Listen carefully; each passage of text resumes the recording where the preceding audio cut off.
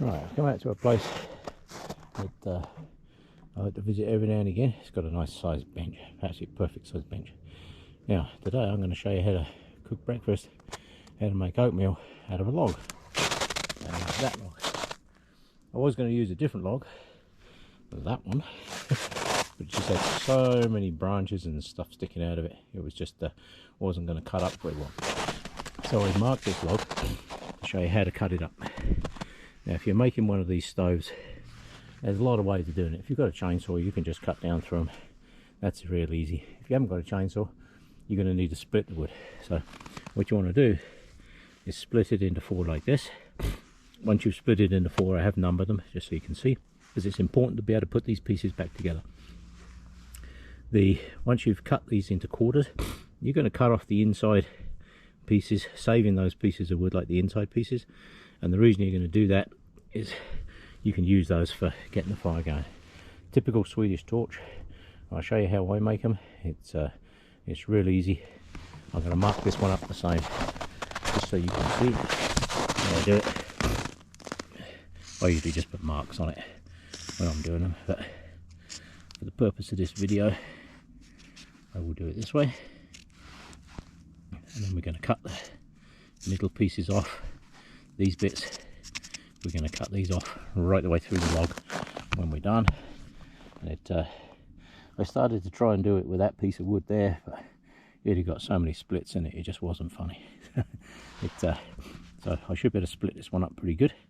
So let me get that split up into pieces and all the bits I need, and then I'll show you what I'm going to do with it next. Right. I have bought an axe and a wedge with me today. You can make wooden wedges, but for the price of these things, you might as well buy a proper timber wedge. You can beat the living snot out of those things and you ain't going to break those anytime soon. There's a fair amount of snow in here, so I've got my packing it up off the ground. Try to keep your gear out of the snow if you can. Nothing worse than carrying around wet gear. So, right, I will get this log processed up into the bits I want and then do some more in a mo. Right, so I think that all sorted. So, let me show you what I've done. Basically what I've done is split the log into 4, cut off the inside edges to form a hole down through the middle. That's where the heat's going to come out. And on the bottom I've chipped off some of the sides, and the reason I've done that is to allow air to come in through the bottom.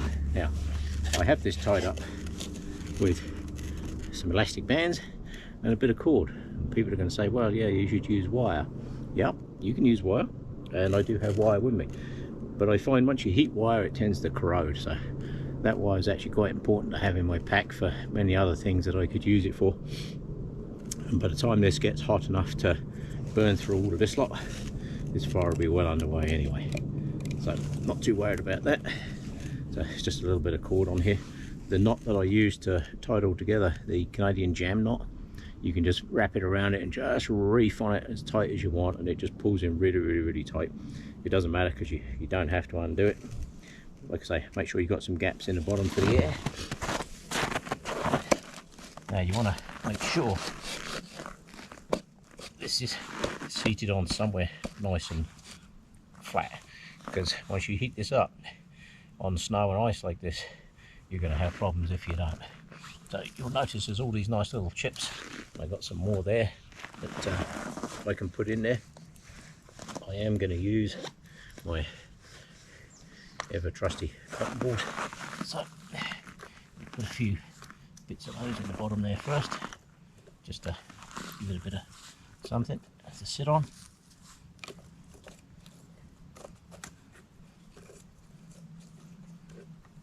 This log is really dry, so I actually expect it to burn through fairly quickly. Let's see if I can. Now I have, anybody that knows me knows I like to put lanyards on everything.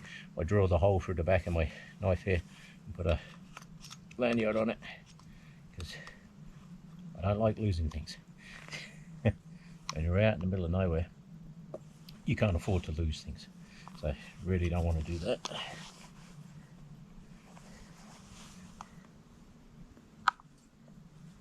Give it a little bit of assistance here. If I can get a spark to land on that in the bottom there, be really lucky because that's going to be quite a shot to get that to stay in there. Yeah.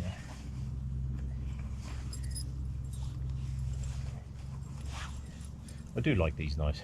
You can split wood with these things, they're absolutely brilliant. However, I brought it along today because I need to shave up some of these smaller pieces. As always, everything's on the lanyard. You drop something in snow, you lost it. It's going to be a bit of a, oh look at that, second spark straight on the cotton ball. I'll take that.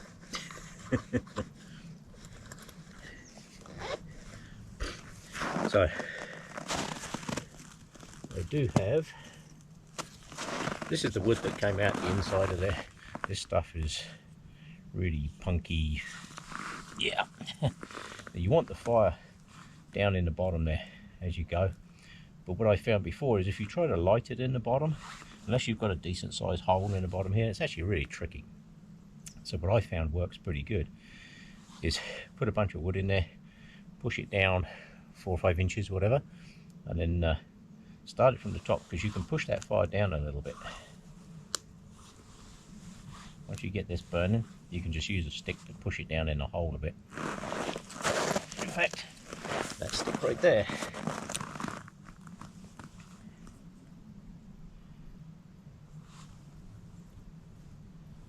yeah, she's starting to go. A little bit of heat in there.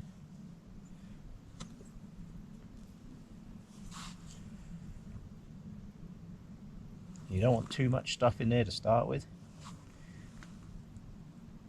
You've got to get some heat in there. The only thing that's going to set this log alight is heat, and quite a bit of it.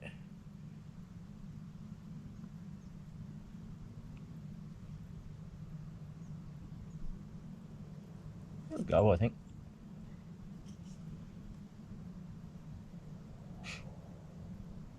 The idea of putting the slots in the bottom is to make this like a little bit of a chimney. So it'll suck the air in the bottom and the heat will come up through. That's why it's important to have this tight fit around the top, because I want the air to come in here, not here. Yeah. If you're cutting them with a chainsaw and you're cutting them down to about the bottom here, if you're doing it with a chainsaw, it's really easy, because you just take a log, you don't have to split nothing, just cut down, down, just don't cut all the way out the bottom, and it, hey presto, you got a really good fire. But if you cut them with a chainsaw, you find that they burn much faster. Yeah. If you do it this way, you can kind of get them to go a bit slower. All these little chip-ins, all the pieces that I chipped out of here, that'll help get this going. Now you're probably thinking, oh, it's got a flat top, how are you going to cook on it? What you do is, there's a little round piece of wood that I cut over there. I'm going to cut another piece off of that, and then you put 2 pieces either side. So pitch 2 pieces of wood like this either side. I'm going to shape them so that they can't roll, and you sit your pot on top of that. You can just use a small branch if you've got a branch here somewhere. Just cut one of these little branches off. Done. I could even use these. The only problem with using round sticks is your pot can roll. Yeah, if you put that on there and it rolls, that's not good. So if you find a branch, split it down the middle so it's flat. I can see loads around here that would be absolutely perfect for that. And as you can see, she's starting to get going. Once it starts to draw air up from the bottom, then you know you're on a winner. But the secret every now and again is just push it down in there a little bit further.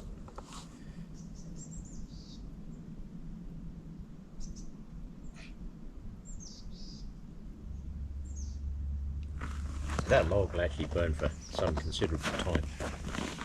Especially if you keep feeding these little bits in here. Yeah.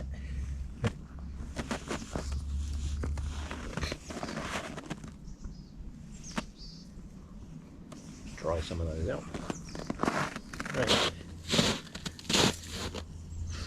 I won't bore you with this process for the getting it going. I will get up some good heat, and I'll get some water on there, and get some breakfast going. Oh, she's starting to get going. Now, a friend of mine bought me this the other day. It's like one of these extendable tubes.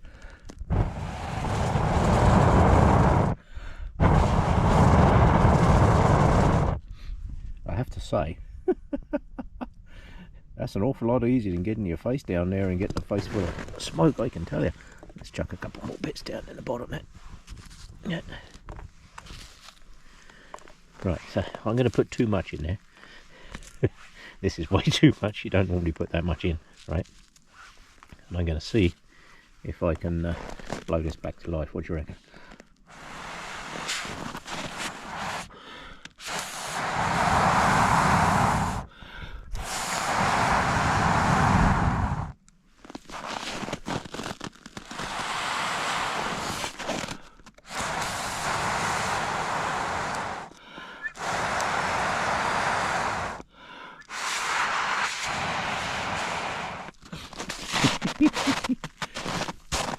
I think I overdid it with the wood in there.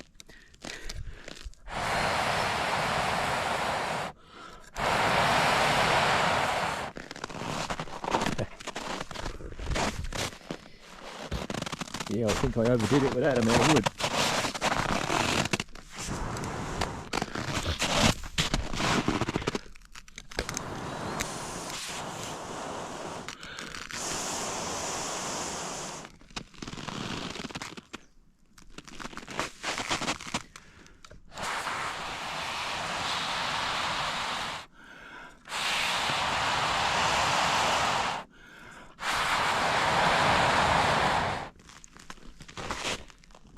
I'm going to have to see if I can find some drier twigs.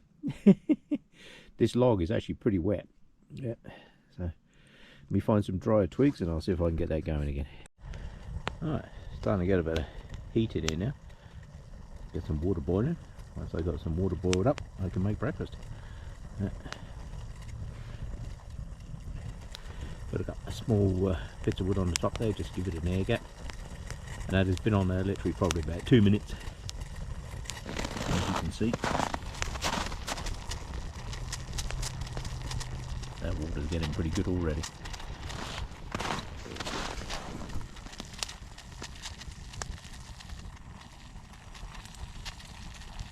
Yep, I've got a good rolling boil there already, so time to put this camera back in my coat and get some stuff mixed up here.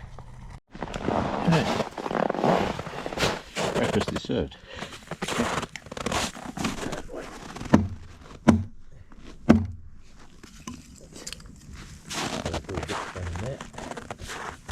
Now I put some twigs on the top just to get my pot to sit on. That can now disappear inside there. Hopefully not make too much smoke in my direction. Cool, good deal, right?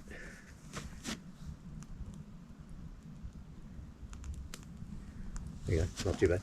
Right, so breakfast is done.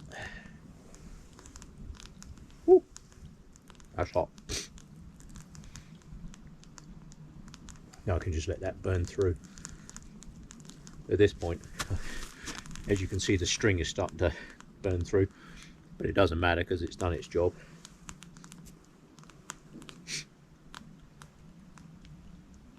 As soon as that string melts through, I will actually kick those logs over and just turn it into a normal fire now.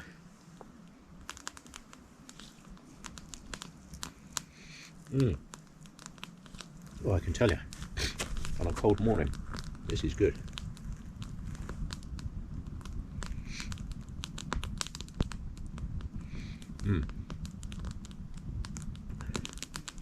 Oh, yeah.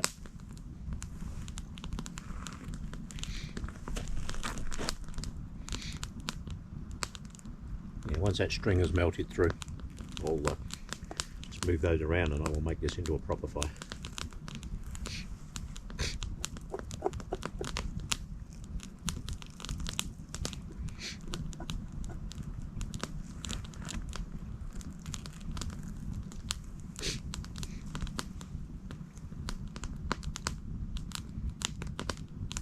Those logs are burning good now, eh? Yeah.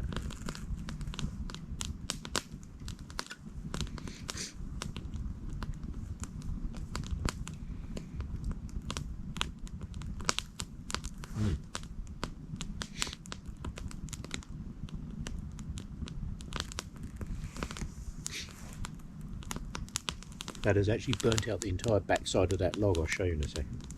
Once I finish eating this.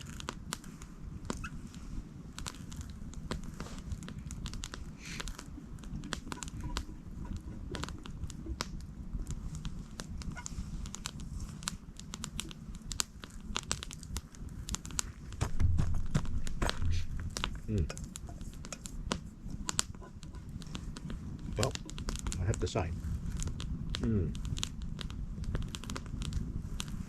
that was remarkably good.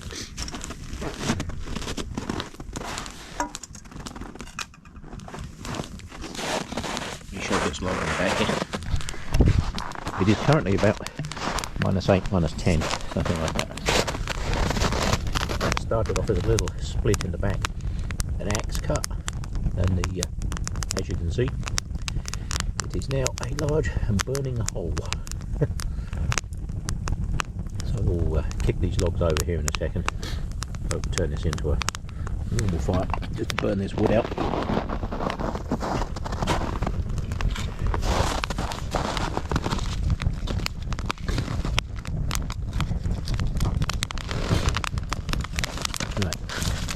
Lay some of these down.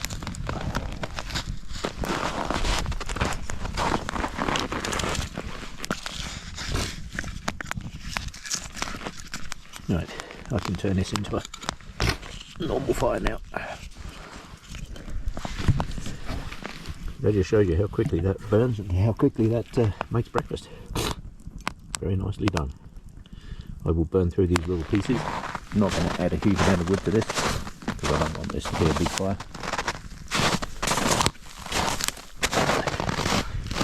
One Swedish torch, broken up and burnt. Let's put some little bits in the bottom there, just to get those going. Yes, not my usual quality of fire, but it does work. So as long as it works, generates heat, because anything that generates heat is good. Yeah.